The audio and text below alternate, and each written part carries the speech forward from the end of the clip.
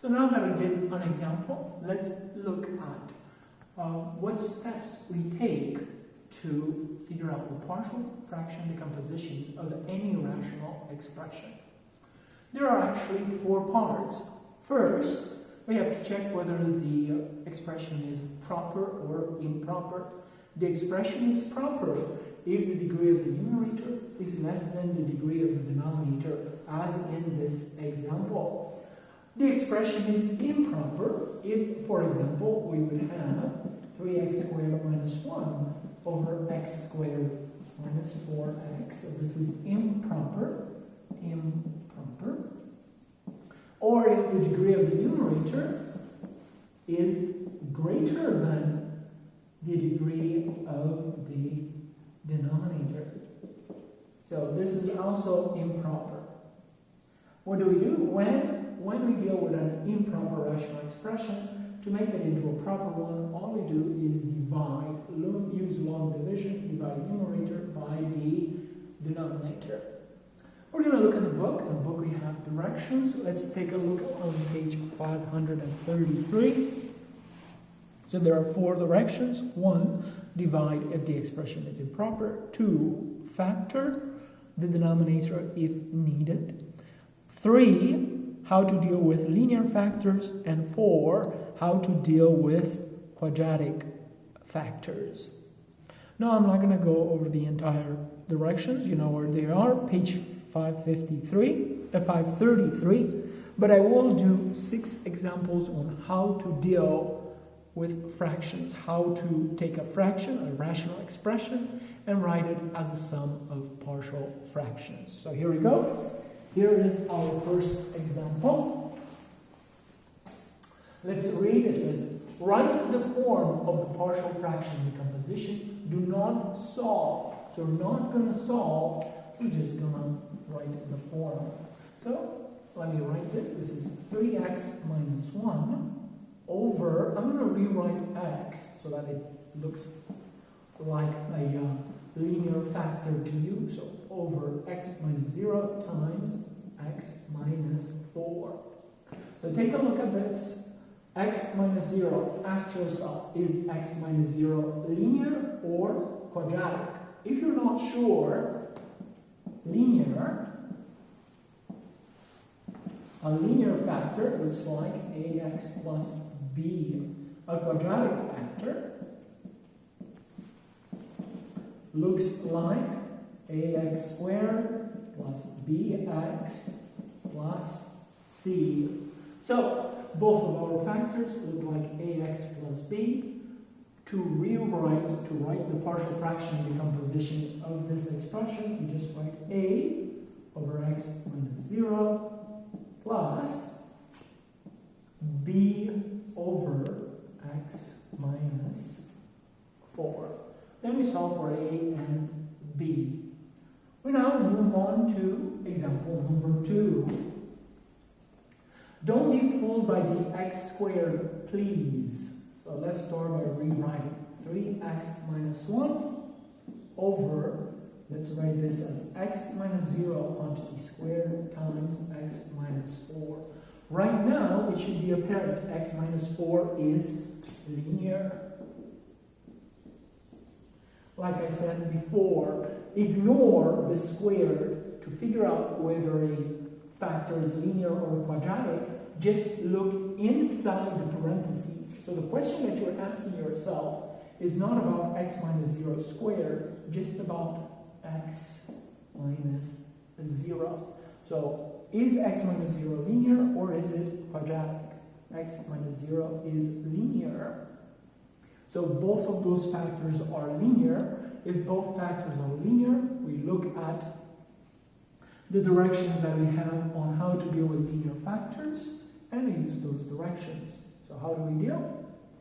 We write 3x minus 1 over x minus 0 quantity squared times x minus 4 is equal to a over x minus 0 plus b over x minus 0 squared plus c over x minus 4. And that's it. That would be the partial fraction decomposition. You would now have to solve for a, b, and c. Let's take a look at number 3. Let's rewrite it. 3x minus 1 over x minus 0 times x squared plus 4. X minus 0, linear. X squared plus 4, quadratic and irreducible. What does that mean? It means that you cannot factor it. So, how do we deal with this? 3x minus 1 is going to just be equal to a over x minus 0 plus ax, not ax, I'm sorry about that, can't use a again, bx plus c over x squared plus 4. So, if the denominator is linear, then the numerator is a constant. You should notice the degree of the numerator, well, better not say that. If the denominator is linear, then the denominator is a constant. If the denominator is a quadratic expression, then the numerator is a linear expression. We now get to example 4. Example 4 is trying to see whether you're paying attention or not. So let's rewrite it. This is 3x minus 1 over x minus 0 times x squared minus 4. Look very carefully at x squared minus 4. This is indeed quadratic, but it's a difference of squares. You can actually factor it. So this is factorable. So let's rewrite. This is 3x minus 1 over x minus 0 times x plus 2 times x minus 4. X minus 0 linear, x plus 2 linear, x minus 2, sorry about that, also linear. So this is a over x minus 0 plus b over x plus 2 plus c over x minus 2. 2 more examples to go. 13, x minus 1, rewrite this as x minus 0, and x squared plus 1, quantity squared. As before, only take a look at what's inside the parentheses, please. X minus 0 is a linear factor, and then x squared plus 1 is a quadratic factor, and this time it's irreducible. So you can't factor it. So we have, how do we deal with this? It is a over x minus 0 plus b over x squared plus 1, not b, I'm sorry about that, bx plus c plus dx plus e over x squared plus 1, quantity squared. You should ask a question, what would I do if this, for example, was not 2, but 3? No big deal. If this was a 3 instead of a 2, then you keep going. Plus fx plus g over x squared plus 1 quantity cubed, and so on. Let's take a look at our last example.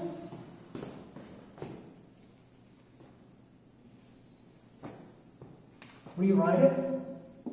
X plus 4 over x minus 0, quantity squared, 3x minus 1, quantity squared.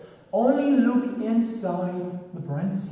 Look at the blob. In other words, ask yourself about x minus 0 and ask yourself about 3x minus 1. X minus 0, linear. 3x minus 1, linear. So, we use the guidelines on how to deal with linear terms. So this would be a over x minus 0 plus b over x minus 0 squared plus c over 3x minus 1 plus d over 3x